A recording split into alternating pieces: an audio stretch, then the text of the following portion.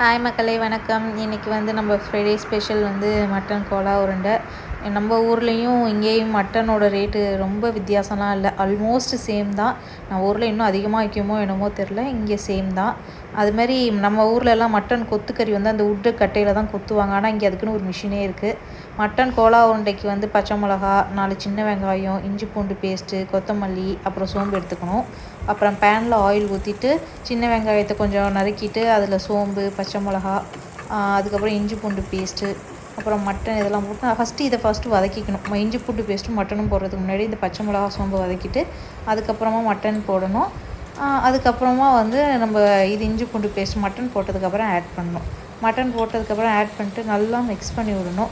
Mix பண்ணி விட்டுட்டு வந்து இது வந்து மட்டன் நம்ம போட்டோன்னு மட்டனே கொஞ்சம் தண்ணி விடும். ஆக்சுவலாக நம்ம தண்ணி இல்லாமல் தான் போட்டிருப்போம், இருந்தாலும் தண்ணி விடும். அதுக்கப்புறம் சால்ட்டு, கொஞ்சோண்டு ரெட் சில்லி பவுட்ரு இப்போ நம்ம காரத்துக்கு ஏற்ற மாதிரி போட்டு, நம்ம பச்சை மிளகாய் எவ்வளோ காரம் இருக்கோ அதுக்கேற்ற மாதிரி போட்டுட்டு அந்த தண்ணிலாம் ட்ரை ஆகிற வரைக்கும், நல்லா அது வேகிற வரைக்கும் அந்த இதை பேனில் ஃப்ரை பண்ணி எடுத்துக்கணும்.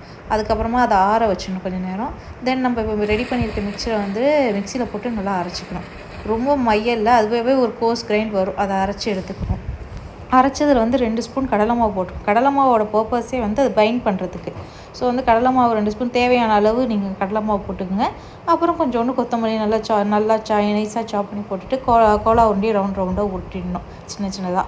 தென் வந்து எண்ணெயை வந்து ஓரளவுக்கு சூடானதுக்கப்புறம் மட்டன் இது எண்ணெயில் போட்டு நல்லா பொரித்து எடுத்தோம்னா சுவையான மட்டன் கோலா உருண்டை ரெடி ஆகிடும். நீங்களே வீட்டில் ட்ரை பண்ணி பாருங்கள்.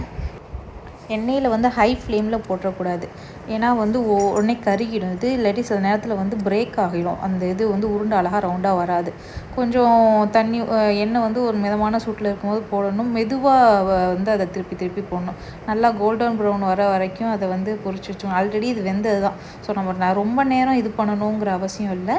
ஓரளவுக்கு இது பண்ணிவிட்டு அதை பிரேக் பண்ணாத அளவுக்கு அழகாக போட்டு எடுத்துடணும். எடுத்து பார்த்தீங்கன்னா அழகான கிறிஸ்பியான மட்டன் கோலா உருண்டை ரெடி. இது நம்ம வந்து சப்பாத்தி ப்ளஸ் வந்து கீமா குழம்போடு நாங்கள் இந்த மட்டன் கோலா உருண்டையை வச்சு சாப்பிட்டோம். இன்றைக்கி டின்னர் எங்களுக்கு இப்படி தான் போச்சு. நல்ல எம்மியான சப்பாத்தி வித் கோலா உருண்டை அண்ட் மட்டன் கீமா கறி. தேங்க்ஸ் ஃபார் வாட்சிங்.